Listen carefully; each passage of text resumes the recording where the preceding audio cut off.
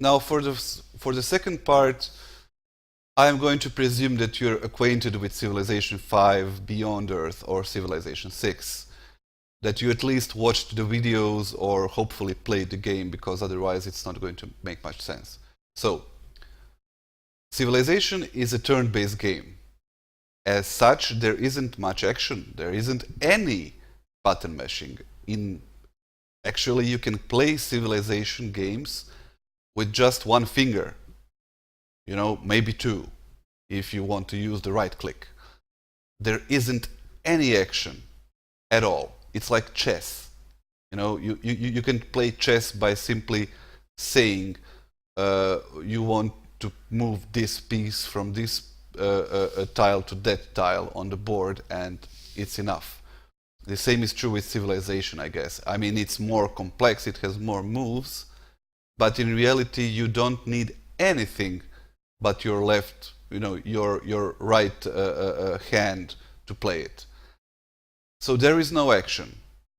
Well, if there is no action at all, so there is no button mashing, there is no stress about, you know, time constraints. There is only one time constraint, and that's the total sum of all turns until you win. That's the time constraint. In another sense, I guess you could call it that time constraint is based on what you're trying to accomplish on the short term. So, for example, do you research a technology in time to do this, and then will you have these types of armies to do that, and so on. But from a gameplay perspective, it has no time-related stress, no button mashing. So the first half of the equation of what makes a game great is gone. It never was here. It's gone. It's non-existent. So things like, you know, stuff in StarCraft or RTS games, first-person shooters, even free movement games like what's it called, King's Bounty, the new one, where you actually have some movement-related, action-related parts. Or Sid Meier's Pirates, for example, or I don't know, the Ubisoft's Assassin's Creed series. It's all gone. Never was a part of Civilization 5.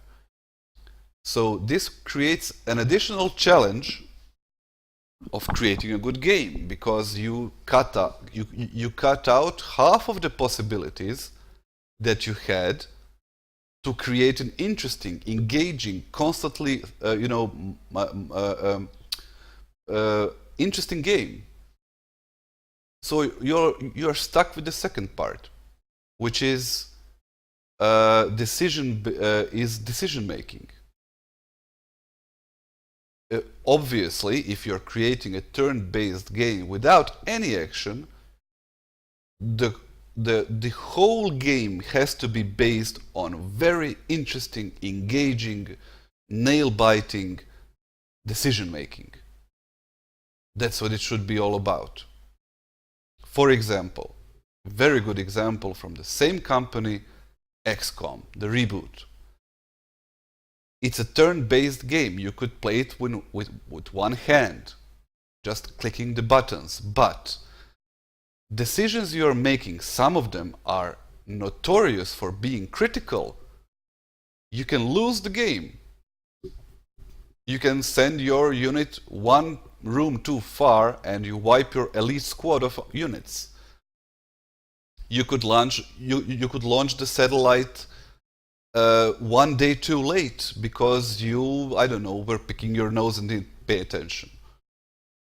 So XCOM, which is the same company game, has the same limitation as Civilization 5. Yet, its game designer managed to squeeze out probably the most it could from the setting, the expectation of previous XCOM players, from expectation of new gamers, new generation of gamers, and it also had to, which was probably the most important, It had to meet the expectations of investors. And look at this miracle. XCOM can be ported to any gaming device. From tablets, smartphones, consoles, PC, you name it. It's playable on all types of gaming devices that we know about today. Why? Because it's purely decision-based.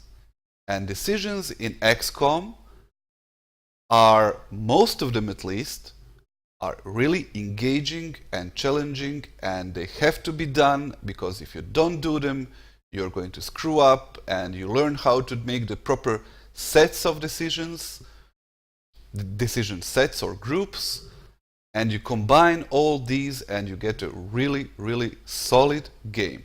It could have been obviously much better, but for the time constraints and the budget and being the first one in the series, and which brings insecurity from the developer side and so on, it was awesome. And there is no other way about it. So let's turn back to Civilization 6 and 5 and Beyond Earth. Unlike XCOM, Civilization is not a decision-based game. It's a clicking game, which is like the worst kind of game even imaginable to be. It's not about making difficult decision sets or anything like that. It's about clicking.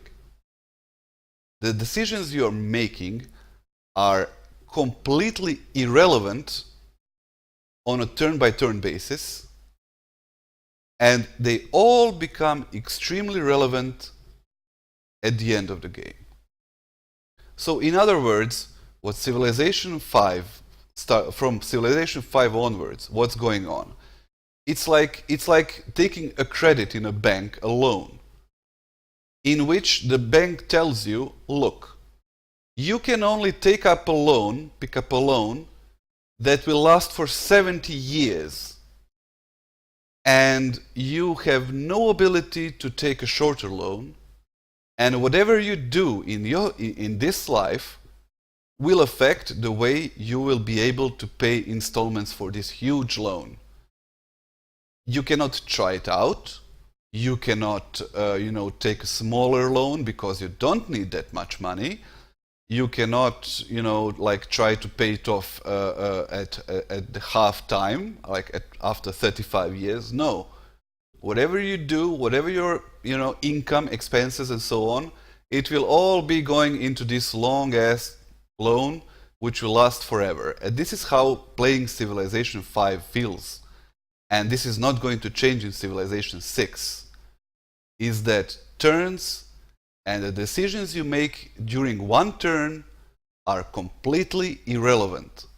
Yes, it will be, relevant after 50 turns. That decision that you decided to build a granary on turn 5 will start capitalizing itself after turn 55.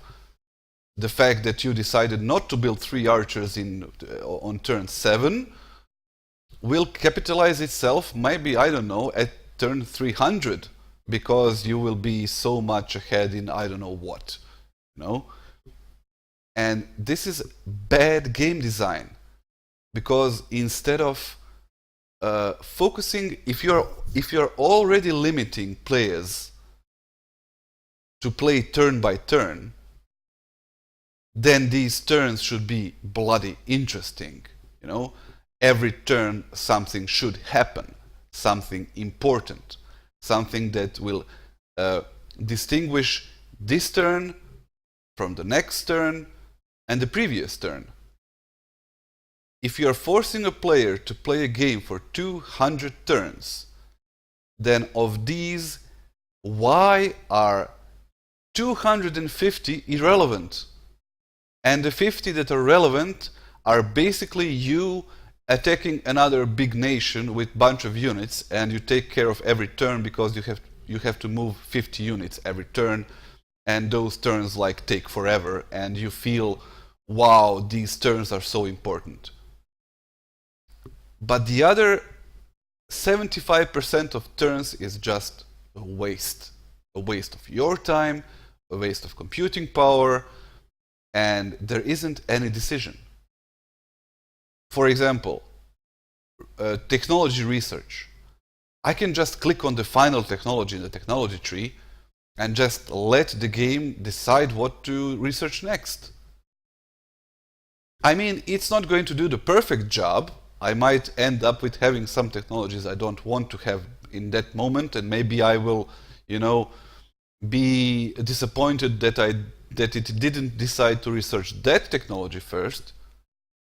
But in the end, if I'm playing on a lower difficulty level, it won't even matter that much. So then why is there a technology tree in the game? Why are there decisions to take technologies if in reality fine-tuning your gameplay through a completely fully fledged game mechanic is not a good game design? If there is a research panel, if there is a decision to make to decide which technologies to learn, then this should have so much significant impact on how your game develops.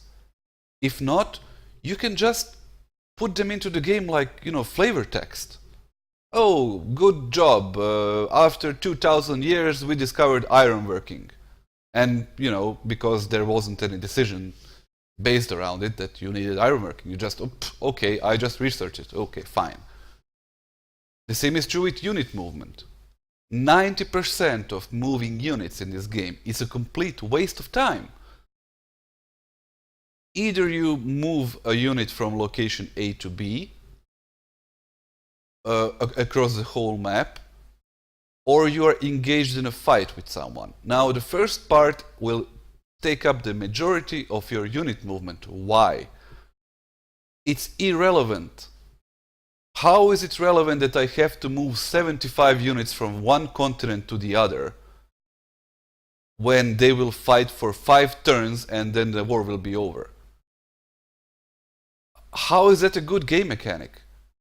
This is what I was talking about. This is a leftover from Civilization 1, where when you had no choice but to create a game where this is how it must be done because there is no other way. There were no waypoints, there was no mouse. You had to, create a game that could be played by a keyboard or a mouse pad or a touchpad or whatever. What's it called? Controller. So left, right, up, down, enter, space. Those were the 5 keys that you had to create a game for. And maybe, I don't know, naming cities and so on. So you had to have a keyboard. But this is a leftover mechanic from dozens of years ago. What do good games do? Create waypoints. Look, I have an army. It has to go from London to another city. Okay, fine. Just send the army there, or some point where it becomes relevant for the army to start moving. The same is true with workers. Why can we move workers? Why do we have to move workers around? What are you? Well, I mean, yes, sure, there is that danger that you might lose the worker, but that's happening like in 5 or 2% of the total gameplay of 300 turns. That might be a danger in 2% of those turns. So in reality, you could replace that mechanic by simply clicking the tile and saying improve it. There is no reason for us to move workers if this is how workers work. If this is how settlers work, if this is how any of these work. It takes one decision to create a what's it called, unit to put on top of the settler and to send both of these together to some other location. And in that way, the settler won't get attacked by barbarians. So is it a good mechanic? No. Why? Because if you're sending a settler to a hostile location on the map, presumably that location is not safe to settle at all. So you're basically cheating a mechanic that should be in the game. Like these lands are hostile. Instead, you are replacing that with a completely stupid mechanic of moving the settler around. So why are these mechanics in the game? Why are there decisions in the game that aren't really decisions but just clicking on the map? And this is going to be I'm going to cut the video here and come back in the third part where I talk about, the final things.